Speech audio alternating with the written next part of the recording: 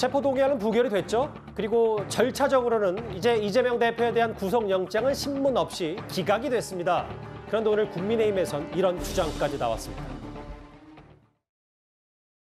쌍방울 김성태 회장을 통해서 의미 있는 진술을 많이 확보했고 특히 그 밑에서 회계 책임을 받던 직원 있지 않습니까? 그것도 결국은 거부하다 들어와가지고 이제 뭐 관련된 자금 흐름에 대한 진술을 다 했다면 제가 봐서는 뭐 3월 중에는 아마 그 이루어질 거로 예상합니다.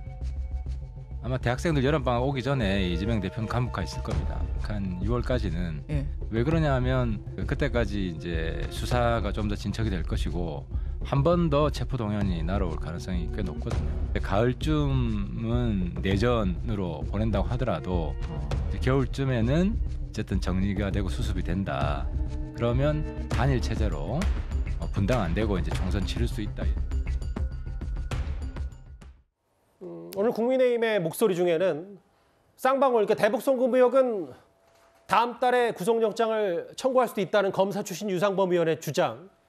한술 떠서 하태경 의원은 6월 오기 전에 이 대표가 수감됐을 거라는 표현까지 얘기를 했는데 그만큼 상대당 입장에서 봤을 때도 지금 그 부결 파장이 만만치 않다 이렇게 평가를 한 거겠죠?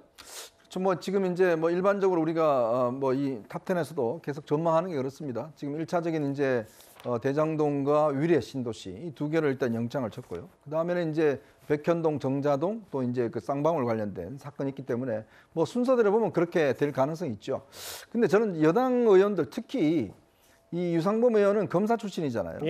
여당 의원들이 자꾸 이런 문제에 대해서 3월에 뭐 영장 이런 이야기 하는 거는 굉장히 오해를 불러일으킬 수 있습니다. 왜냐하면 이거는 검찰의 수사를 맡겨두는 게 저는 타당한 것이라고 생각이 들고 저희 같은 평론가는 이야기할 수 있습니다만은 여당 의원의 검사 출신의 이런 분들이 이야기하면 굉장히 오해를 살 수가 있어요. 마치 뭔가 검찰로부터 뭔가 정보를 받은 것처럼 느낄 수 있잖아요. 그러니까 그게 오히려 저는 이 상당히 자극할 수가 있는 측면이 있기 때문에 결국 수사는 수사대로 진행하도록 결국은 국회의원들이 이런 부분들은 놔두는 것이 나은 것인데 자꾸 이런 식으로 뭐 구속된다 뭐 등등 이런 이야기를 하면 오히려 민주당을 자극할 수 있는 측면이 저는 분명히 있다 봅니다. 이거는 뭐 누구나 할 수 있는 전망이잖아요. 사실은 뭐 지금 흘러가는 상황을 보면 판단할 수 있는 거기 때문에 굳이 여당 의원들이 저런 이야기를 저는 보탤 필요는 없다 그런 생각이 듭니다. 예상은 일단 이렇게 했어요. 뭐 여름방학 오기 전에 감옥 가 있을 거라는 하태경 의원의 상당히 수위 높은 주장과 이런 얘기도 있고 뭐 흐름은 그렇다는 건데 본인 판단에는. 그런데 앞서도 잠깐 언급하셨다시피 이재명 대표의 미래는 검찰의 다음 단계와도 관련이 있을 겁니다. 어제 이원석 검찰총장의 목소리를 듣고 오겠습니다. 이재명 대표에 대한 체포동의안이 부결되었는데 국회에서 하시는 일에 대하여 검찰총장인 제가 더는 말씀드릴 것이 없습니다. 추가 구속영장 청구 가능성도 열려 있다고 좀 봐야 할까요?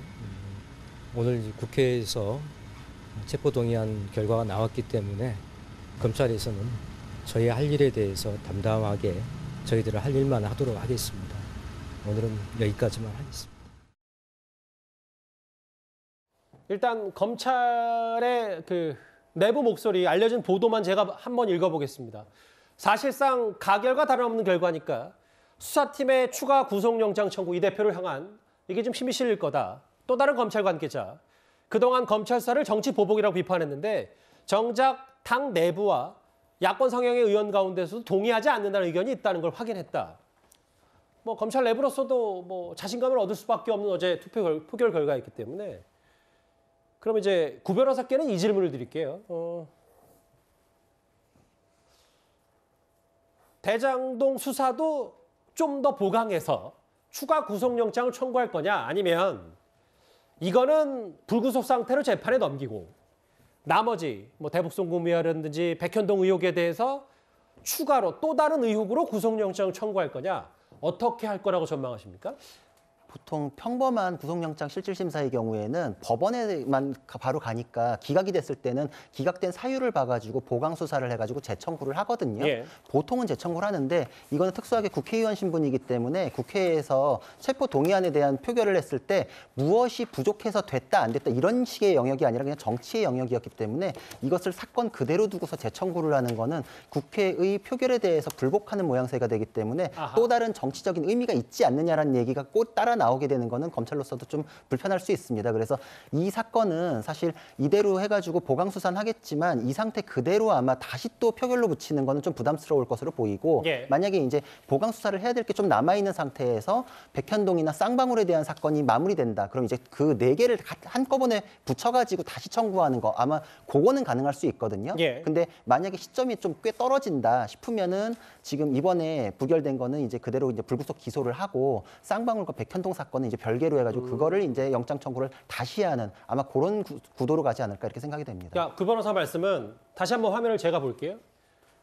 이쪽 중심으로, 그러니까 제가 가리키는 이 현안 수사 중심으로 좀 더 무게를 둘 것이다. 왜냐하면 아무리 만약에 그 428호 약정, 저수지에 돈 모은 것처럼 천화동 1호에 대한 이 지분 얘기, 이거에 대해서 뭐 만약에 검찰이 물증을 찾았다고 하더라도 또다시 영장을 쪼개기로 청구하는 모습을 보이면 이게 뭐 검찰로서도 부담이 될 수 있기 때문에 실제로 제1야당 대표이기도 하고 그런 정무적 판단 이후로 이 대북송금 의혹과 백현동 의혹, 만약에 혐의가 좀 더 밝혀지면 이 구속영장 청구에 집중할 것이다, 이 얘기군요. 그렇죠. 그러니까 4개가 시점이 비슷했을 때 한꺼번에 붙이는 거, 요건 가능하겠지만 지금 부결된 상태에서 한 번 더 표결해 주십시오. 요거는 사실 모양새가 조금 부적절하거든요. 그러니까 예. 그건 좀 부담스러울 수 있기 때문에 아마 시점이 맞지 않으면 2개는 분리되지 않을까 이렇게 생각이 됩니다. 앞으로 검찰의 다음 단계는 그렇게 전망이 된다. 네.